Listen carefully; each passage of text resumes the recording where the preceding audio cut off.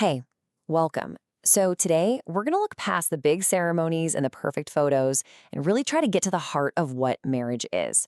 We're diving deep into what makes a partnership, a real union. Let's get into it.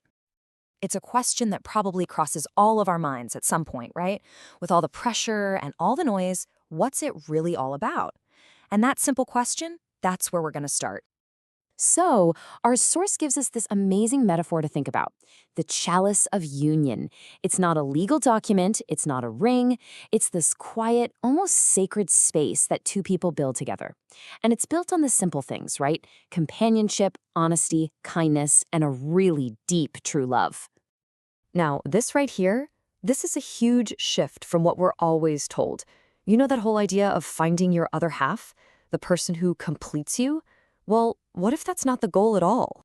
Instead of someone completing you, maybe it's about finding someone who truly sees you, sees all of you, the good, the bad, the messy parts, even the parts you try to hide, and still consciously chooses to be there. That choice to stay, that's where the real power is. Okay, so if that's the dream, why do so many relationships feel, well, kind of empty? This next part digs into what our source calls the chalice of illusions. These are the traps that can leave a marriage feeling hollow. Just look at this comparison.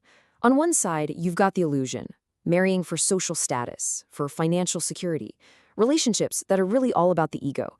But then on the other side, you have the reality we're aiming for, a connection of the heart, based on being truly seen and on finding your own peace first. It's a world of difference. And wow, this quote just nails it. A relationship built on ego is just a performance. It looks like the real thing, it has the mask of love, but there's no life to it. It just doesn't breathe. So, how do we skip the masquerade and find the real thing? Well, the answer isn't about finding the perfect partner. It starts with us. Let's talk about the wisdom of the self and this idea of filling your own cup first.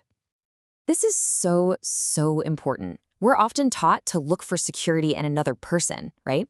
But real, lasting security, that's an inside job. It comes from knowing yourself, from trusting that you can create your own stability and your own peace. And really, it all boils down to this. You can't rely on someone else to make you happy or to be your source of light. You are responsible for that. And that's not a burden. It's actually the greatest gift you can bring to a partnership, your own complete, shining self. So what happens when two people who are both tending to their own light come together? Well, that's when you get something truly special. You get an overflowing union. I just love this image. See, it's not about one empty person being filled by another. It's about two whole people bringing their light together. And it's so bright that their chalice just overflows and lights up everything around them. And let's be real, a deep relationship isn't always sunshine and rainbows. This slide is so honest about that. A real union has the vulnerability, that ache of letting someone truly know you. It has the pure joy of being understood, but it also has moments of grief when you feel distant, and the incredible grace of finding your way back to each other. So this kind of love isn't just a magical feeling that happens to you. It's a practice. It's something you actively build. Our source lays out 4 pillars for what a conscious union looks like in action. These are so powerful. Let's break them down. 1, be committed, but don't lose your own identity in the process. 2, share your truth calmly, not with anger. 3, this is a big one. When your partner is hurting, just listen. Don't try to fix it. And 4, make room for both of your needs, not just yours, not just theirs. It's a constant, beautiful dance.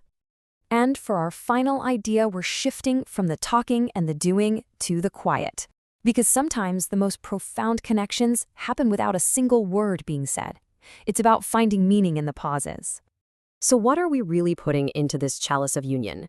It's not just hand-holding, it's the raw honesty of truth. It's not just making each other feel safe, it's giving each other the courage to face the world. And more than any big promise about forever, it's the simple, powerful gift of your full presence, right here and right now. And we'll leave it with this thought. Maybe the true soul of a marriage isn't in the big, loud moments. Maybe it's in the quiet spaces in between. The shared look across a room, the comfortable silence. Maybe that's where the real meaning is hiding.